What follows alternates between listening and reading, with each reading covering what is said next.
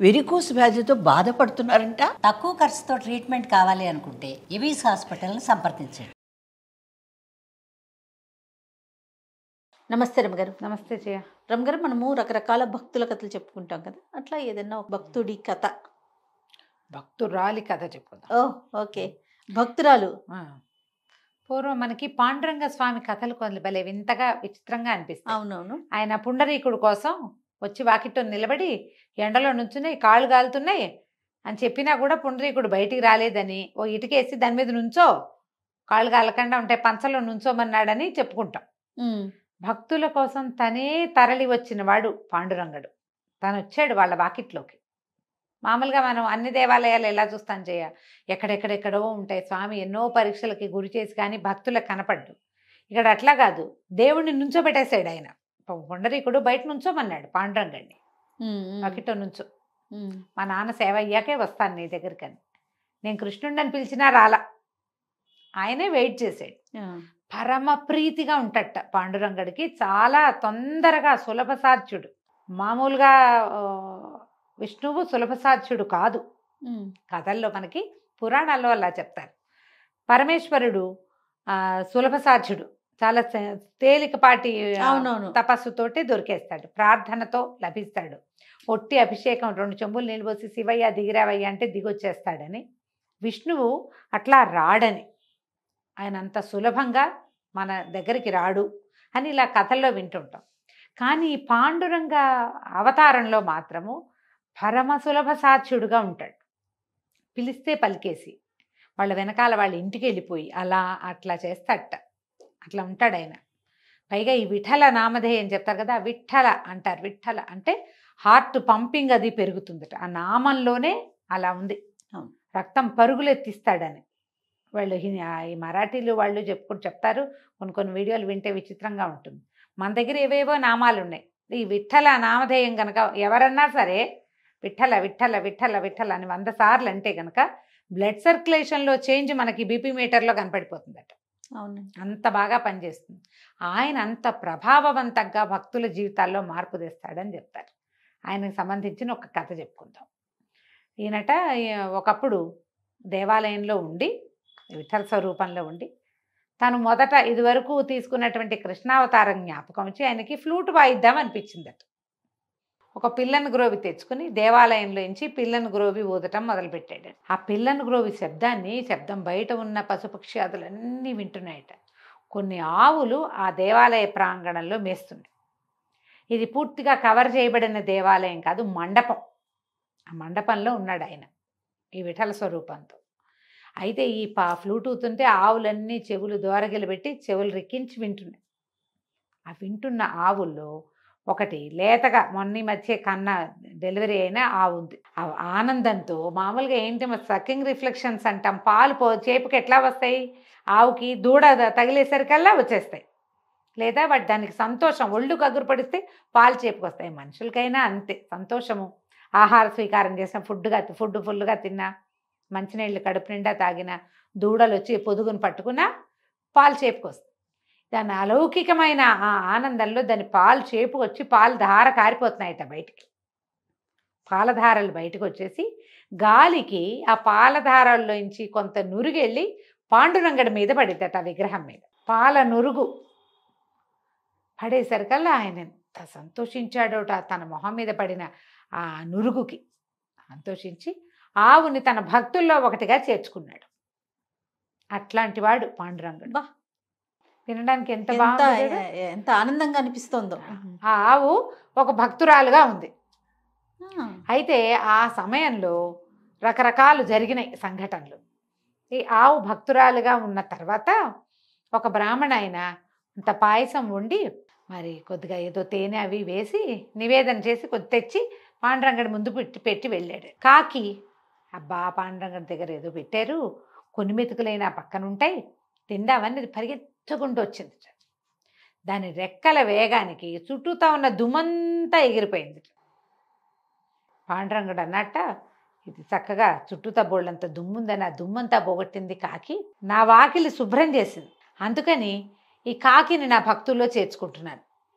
కాకి కూడా మోక్షం ఇద్దామనుకున్నట్టు ఆయన మోక్షం ఇవ్వాలంటే ముందు ఒక దారి ఏర్పరచాలి. కాకి భక్తుల్లో చేరింది ఆవుతో పాటు. తర్వాత పక్కనే ఉన్న నదికి హంసలు వచ్చినాయట కొన్ని. ఒక హంస తన రెక్కలు అల్లారుస్తూ వచ్చి పాండురంగడి సన్నిధిలో దండం పెట్టుకోవడానికి వచ్చిందట. ఆ రెక్కల మీద నుంచి వచ్చిన నీరు చక్క కళ్ళాపి చల్లినట్టుగా శుభ్రంగా పడిందట వాకిలంతా. హంసను కూడా చేర్చుకున్నాడు. హంస చేరింది. తర్వాత ఒక చిలకట ఎవరింట్లోనో పెంపుడు చిలకగా ఉంది. పెంపుడు చిలక వాళ్ళ అమ్మాయి ఒక ముత్యాల హారం వేసుకుంటుందట. ఆ చిలక ఇంట్లో అంతా తిరుగుతుంది, పంజరంలోనూ ఉంటుంది. ఒకనాడు ఏం చేసిందట, ఆ అమ్మాయి వేసుకునే ముత్యాల హారాన్ని ముక్కుతో పట్టుకొచ్చి ఈయన సన్నిధిలో వాలిందట. అప్పుడే కాకి శుభ్రం చేసింది, హంస నీళ్లు జల్లింది. ఆ నీళ్లు జల్లిన చోట నిలబడిన ఈ చిలక ఏం చేసిందంటే దానికి ఏం తోచిందో ఆ దండని కాలుతో పట్టి టక్కు టక్కు టక్కు పొడిచి ఆ దండని తెంపేసింది. ముత్యాల దండ తెగిపోయేసరికల్లా ముత్యాలన్నీ విసిరినట్టుగా పడ్డాయిట. అవి ఎట్టబడ్డాయి, వాకిట్లో ముగ్గేసినట్టు పడ్డాయి. చిలక ముగ్గులు పెట్టిందిగా, చిలకను కూడా భక్తుల్లో చేర్చుకున్నాడట పాండురంగడు. తర్వాత ఏమైంది, ఒక ఎలిక పరిగెత్తుకుంటూ అటువైపు వచ్చింది. ఆ ఎలికని ఒక పాము వెంబడించిందట. వెంబడిస్తే ఆ ఎలిక ఏం చేసింది, అటు పరిగెత్తి పాండురంగడి మందిరంలోకి ప్రవేశించింది. ఈ పాము కూడా లోపలికి చరచరా పరిగెత్తుకొచ్చేసింది. లోపలికి వచ్చాక దానికి తెలిసింది అది పాండురంగ సన్నిధి అని. దానికి ఎంతో ప్రీతి భగవంతుడు అంటే. అదేం చేసిందట, ఎలుకని మర్చిపోయి లేచి ఇట్లా ఉవ్వెత్తున నిలబడి నమస్కారం చేసింది. ఆ సర్పానికి ముఖం మీద ఒక మణి ఉందట. ఆ కొంచెం కనుచీకటిగా ఉన్న పాండురంగ మందిరంలో ఎప్పుడైతే సర్పం ఇట్లా ఇలా లేచిందో తళుక్కుమందట. అది ఆ మణి దీపం పెట్టినట్టుగా కనపడుతోంది దూరం నుంచి. తన దగ్గర దీపం పెట్టిన లాంటి సేవ చేసినందుకు సర్పాన్ని కూడా తన భక్తుల్లో చేర్చుకున్నాడు పాండురంగడు. బాగుంది. పాము పోయింది. తర్వాత ఏమైందట, వీళ్ళు పువ్వులు గివ్వులు తెచ్చిపెట్టేవాళ్ళు. ఒక తుమ్మిదల గుంపు వచ్చింది. మన ఏమంటారు, తేనెటీగల గుంపు. మామూలుగా తేనెటీగలు ఎక్కడైనా పట్టు పెడితే చుట్టుపక్కల ఎక్కడెక్కడ ఏ పువ్వు ఉన్నా సరే అవి పిచ్చి పువ్వు మంచి పువ్వు వాటికి ఏముండదు, అన్నిటి మీద పడి తిరుగుతూ ఉంటాయి. ఈ ఆలయ సన్నిధిలో కొన్ని పువ్వులు కనపడితే ఆ పువ్వులో ఏదైనా తేనుందేమోనని ఆ తేనెటీగ ఒకటి లోపలికి వచ్చింది. లోపలికి వస్తే స్వామివారికి పాదతీర్థం, పాదాలు కడిగిన నీళ్లు చోట పెడితే కొన్ని నీళ్ళు ఆ పువ్వుల మీద పడ్డాయి. ఇది తేనెతో పాటు ఆ పాదతీర్థాన్ని కూడా సేవించింది. ఆ తేనెటీగ తన పాదతీర్థం సేవించినందుకు తేనెటీగను కూడా భక్తుల్లో చేర్చుకున్నాడట. ఇలా పశుపక్ష్యాదులు ప్రతి వాటిని తన భక్తుల్లో చేర్చుకుంటాడు పాండురంగడు. అయితే మొట్టమొదటి చేర్చుకున్నాడు కదా ఆవుని. ఆ ఆవు మరణానంతరం ఒక బ్రాహ్మణ కులంలో ఒక బ్రాహ్మణ ఇంట్లో ఆడపిల్లగా పుట్టిందట. స్వామివారి భక్తికి ప్రతీకగా అక్కడ పుట్టింది. అదే అంటే ఆమెకు లభించిన ప్రతిఫలం అన్నమాట. జంతువుగా కాకుండా ఆ చక్కటి మానవ జన్మ, తర్వాత పూజా పునస్కారం చేసుకోగలిగే వాళ్ళ ఇంట్లో. ఆ పిల్ల పేరు సుశీల అని పెట్టారు. ఈ సుశీల భలే బుద్ధిమంతురాలు, చక్కగా ఉండేది. తండ్రి ఎంతో మంచివాడు. అయితే ఈ అమ్మాయికి ఒక సారంగుడని ఒక ఆయనతో వివాహమైంది. ఈయన పరమ క్రూరుడు, అతి పిసినారి.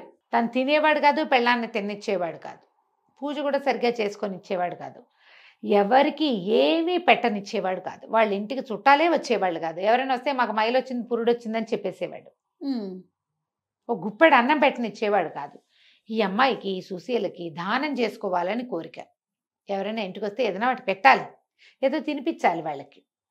మంచినీళ్ళు తప్పిస్తే మరొకటి ఏమైనా ఇచ్చేవాడు కాదు. మజ్జిగ లేదు ప్రసక్తి, మంచినీళ్ళు అంతే.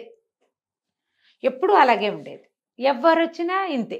ఏ దేవాలయానికో పాల ఇద్దామంటే ఒప్పుకునేవాడు కాదు, ఒక కొబ్బరికాయ కొడదామంటే ఒప్పుకునేవాడు కాదు. ఏదైనా తిండి పదార్థాలు చేసినా చాలా పొదుపుగా, తనకింత పెళ్ళానికింత. ఎన్నాళ్ళకి సంతానం లేదు. ఈ పీనాస్థానంతో పిల్లలు కలగలేదని చెప్పుకునేవాళ్ళు. అయితే ఏమైందట, ఒకనాడు ఈయన ఏదో ఊరు వెళ్ళాల్సి వచ్చింది.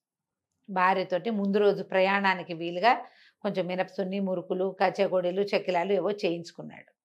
ప్రయాణానికి మూట కట్టుకుని వచ్చాక తింటాను, నువ్వు ఇవన్నీ తింటే నీకు జబ్బు చేస్తున్నాను, అవన్నీ మూట కట్టి అటక మీద పెట్టుకున్నాడు. భార్యని ఇంట్లో ఉండమన్నాడు. నేను ఊరు వెళ్ళిపోతానని చెప్పి తను సర్ది పెట్టుకున్న సామాన్లు పుచ్చుకొని ఊరిపోయాడు. ఈవిడ వంట చేసుకుంటోంది. 3 రోజులుగా 2 రోజులుగానే వండింది. ఏం పెద్ద భర్త కూడా లేడు. రోజు ఆయనకి పెట్టి తింటాం అలవాటు. ఒక్కతే కంచం పెట్టుకుని తినబుద్ధి లేదు. ఓ ముద్ద అంత తిని ఏముంది లేని దాన్ని తీసేసి దానికి ఒక కుండ పెట్టుకుంటారు కదా తర్వాణిది, అందులో పడేస్తుంది. ఆ కుండ సగానికి ఉంది ముప్పాతిక్కో. సరే ఏమైంది, విష్ణుమూర్తి రోజు దండం పెట్టుకునేది. ఒక్క ముద్ద అన్నం పెట్టించు ఎవరికైనా నా చేత. ఇంత పాపిష్టి పుట్టకు పుట్టానేమిటి నేను? మా నాన్న ఇంట్లో ఉండగా చెయ్యి విడవకుండా చేసుకునేదాన్ని కదా సమారాధనలు. ఇక్కడికి వచ్చాక ఈ పెళ్ళయింది, ఇక అప్పటి నుంచి ఇదే నా బతుకుగా ఉంది. ఎవరికీ ఓ గుప్పడి అన్నం పెట్టనివ్వడే. భర్త నింద చేయకూడదు. అతను పెట్టనివ్వడని అనకుండా నాకు పెట్టుకునే అవకాశం ఇవ్వో ఇవ్వో ఇవ్వో అని రోజు దండం పెట్టేది. నేనేం చేశాడట పాండురంగుడు, చిన్న ఒక పొట్టి వామనావతారంలో ఉన్న ఒక బ్రాహ్మణ అబ్బాయిగా వచ్చాడు వాకిట్లో. తలుపు కొట్టాడు. అమ్మ ఆకలిస్తుంది అన్నం పెడతావు అన్నాడు. అనగానే భయం వేసింది. భర్త ఒప్పుకోడుగా. కాకపోతే ఒక నిమిషం అయ్యాక తట్టింది. ఆయన ఊళ్ళో లేడు. నాయన అలాగే రా లోపలికి రా, నువ్వు అనగా ఎంత తింటావు, ఇంత పిల్లాడివి, 10 నిమిషాలుండు, ఇప్పుడే బియ్యం ఉడకేసి పెడతాను. బహుశా నేను ఆగలేను, చచ్చిపోతున్నాడు ఆకలితోటి. ఏది సిద్ధంగా ఉంటే అది పెట్టమంటాడు. సిద్ధంగా ఏముంటాయి, ఏమీ లేవు. సద్దెన ఉంది తప్ప ఇంకేమీ లేదు నాయన, అది ఎట్లా పెడతావు, నువ్వు బ్రాహ్మడివి, నీకు పనికిరాదు, బ్రహ్మచారివి, నేను వండుతానంటే.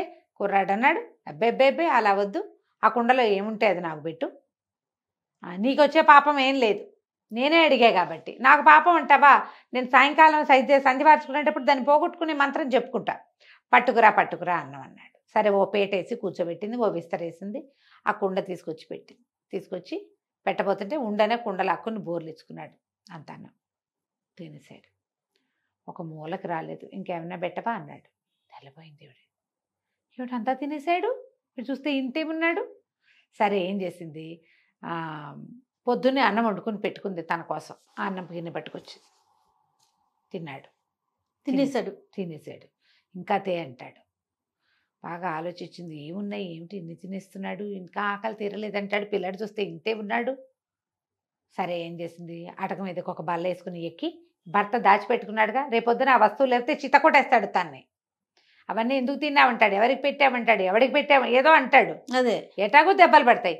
సరే కానీ అయితే అయింది. ఈ పిల్లాడు ఎవరో, వీడి ఆకలన్నా తీరుద్దామని అవి కూడా పెట్టి ఒక 6 డజన్ మినపసున్నుండలు, ఇన్ని చెక్కిలాలు చేగొడులు, హాంఫట్టు మొత్తం తినేసాడు. ఇంకా నాకు ఆకలిస్తుంది. అర్థం కాలేదు, ఏమిటిది ఈ మాయ, ఇంత తింటారా ఎవరైనా? నేను 3 రోజులుగా తినకుండా అన్నం కుండలో పడేస్తే అదంతా తినేసాడు. ఈ పూట నాకు, నేను 40-30 ఏళ్ళ దాన్ని నేను వండుకున్నాను, 14 ఏళ్ళ పిల్లాడి తినేసాడు. 2 మినపసున్ను ఉండలు తింటే 2 గంటల ఆకలి వేయకూడదు లెక్క ప్రకారం. 6 డజన్ ఉండలు తినేసి, ఇన్ని చెక్కిలాలు చేయకూడీలు కూడా తినేసి ఇంకా తేతే అంటే నేను ఎక్కడి నుంచి తెద్దును? సరే ఏమనుకుంది, ఇది ఏదో భగవన్మాయ, ఏదో జరుగుతోంది. వంట ఇంట్లోకి వెళ్ళి పొయ్యి వెలుగుతుంటే అవి అగ్నిహోత్రుడి దగ్గర నిలబడింది. తండ్రి, ప్రతి స్త్రీకి నువ్వే తండ్రివి. అగ్నిహోత్రుడే ఆడవాళ్ళకి తండ్రి. వాడొక్కడు సరిగ్గా ఉంటే ఆడవాళ్ళ జీవితాలు బాగుంటాయి. నాయన నన్ను రక్షించు. ఎప్పుడూ అతిథి కోసం అంగలారుస్తూనే ఉన్నా. ప్రతిరోజు ఒక్క అతిథికి ఒక్క పట్టెడన్నం పెట్టుకునే అవకాశం ఇవ్వమని భగవంతుడిని ప్రార్థన చేస్తూనే ఉన్నా పరిపరి విధాల. ఈ వచ్చిన అతిథి ఎవడో 3 రోజుల ఆహారం తినేసి ఇంకా తేతే అంటున్నాడు. చాలు అని అతను అనేదాకా ఉండే ఆహారాన్ని ప్రసాదించి పెట్టంటే అగ్నిహోత్రుడు సంప్రీతుడే. ఇల్లంతా ఆహారమేట. ఇక ఎన్ని కూరలు, ఎన్ని పులుసులు, ఎన్ని పచ్చళ్ళు, వడ్డించినట్టే ఉంది, తిన్నవాడు తిన్నట్టుగానే ఉన్నాడు. మొత్తం తినేసేట అక్కడ ఇంట్లో ఉన్నవి. ఇప్పుడు మళ్ళీ ప్రార్థించాల్సిన సమయం వచ్చేదాకా, నాయన సంప్రీతుడు అయ్యావా, ఇంకేమైనా తెమ్మంటావా అంటే బ్రేవని తీయించేట కుర్రాడు. తీయించి సంప్రీతుడు అయ్యాను, నీ ప్రార్థన వల్లే, నువ్వు ఎన్నాళ్ళుగానో నువ్వు పెట్టుకోదలుచుకున్న ఆహారం అంతా ఇవాళ తినేసాడు మొత్తం అని చెప్పి నిజ రూపంతో పాండురంగడుగా అమ్మాయికి దర్శనమిచ్చాడు. ఆడవలవల ఏడ్చింది, నా కోసం ఇంత శ్రమపడ్డావా తండ్రి, పొట్ట ఎంత నొచ్చానో, ఇన్ని పదార్థాలు తిన్నావు, ఇన్ని తింటే జబ్బు చేయదు అని చెప్పి నా కోరిక తీర్చడం కోసం నాకు ఇంత చేసావు, నాకు మోక్షం ప్రసాదించమని పాదాలు పట్టుకున్నాను. ఆయన అన్నట్టు, అప్పుడే నీకేం మోక్షం, నీకు ఇప్పుడు మోక్షం లేదు, మనవల్ని ఎత్తి, మునిమన్నవల్ని ఎత్తి అప్పుడు మోక్షం వస్తుంది, అప్పటిదాకా జీవించాలి నువ్వు అన్నాడు. అనేసరికి, అయ్యా నాకు సంతానమే లేదు, నాకు మనవలు మునిమనవలు ఎలా వస్తారు నాయన అంటే, నీ సంతానం లేకపోవటం ఏమిటి, నీతో పాటు 5గురు ఉన్నారు, వాళ్ళు 5గురు నీకు కొడుకులుగా పుడతారు, నువ్వు మనవల్ని ఎత్తుతావు, మునిమన్నవల్ని ఎత్తుతావు, ఈ సంసారం గంపెడయ్యేదాకా చూసి ఆ అప్పుడు- తర్వాత నీకు మోక్షం వస్తుంది అని చెప్పాడు. ఈ ఆవుతో పాటుగా పాండురంగడి సేవకి పాత్రత కలిగినటువంటి కాకి, హంస, పాము, తర్వాత ఎలుక? ఎలుక లేదు, పాము, తేనెటీగ, చిలుక. ఎలుక పారిపోయింది, పామే కదా పామే కదా, సేవించింది. అవునవును. అదే కాకి, హంస, చిలుక, పాము, తేనెటీగ 5గురు ఈవిడికి కొడుకులుగా పుట్టారు. ఓహో 5గురు కుమారులను కానీ తర్వాత ఎంతకాలమో పిల్లలతోటి సంతోషంగా ఉండి కుమారులకి వివాహాలు అయ్యి వాళ్ళకి పిల్లలు పుట్టి ఆ పిల్లలకు కూడా పిల్లలు పుట్టాక ప్రశాంతంగా విష్ణునామ స్మరణ చేసుకుంటూ ఈ సుశీల అన్న ఆవిడకి కైవల్యం లభించింది. అయితే ఈవిడ భర్త దుర్మార్గుడు, కటికవాడు. భగవంతుడు అతని మనస్సు మార్చేశాడట. అతని బుద్ధిని భగవంతుడు మార్చేశాడు. పిల్లికి బిచ్చం పెట్టని అతను ఇంటికి వచ్చాక దాన ధర్మాలు చేశాడు, దేవాలయాలు కట్టించాడు, ఎన్నో చోట్ల సత్సంగాలు ఏర్పాటు చేశాడు. తర్వాత పండరిపుర యాత్రలు అరేంజ్ చేసేవాడు. జనం అంతా వెళ్తుంటే వాళ్ళకి ఏర్పాట్లు చేసేవాడు. అలా ఎన్నో దైవ కార్యాలు చేస్తూ భార్యాభర్త ఇద్దరు సంతానాన్ని కానీ వాళ్ళ మనవల్ని ముని మనవలు అయ్యేదాకా జీవించి ఉండి ఈవిడ ముందు ఈవిడ తర్వాత భర్త ఇద్దరూ కైవల్యాన్ని పొందారు. కథ కంచికి మనం ఇంటికి. ఎంత బాగుందో రమ్మగారు. నమస్తే అండి. నమస్తే చే.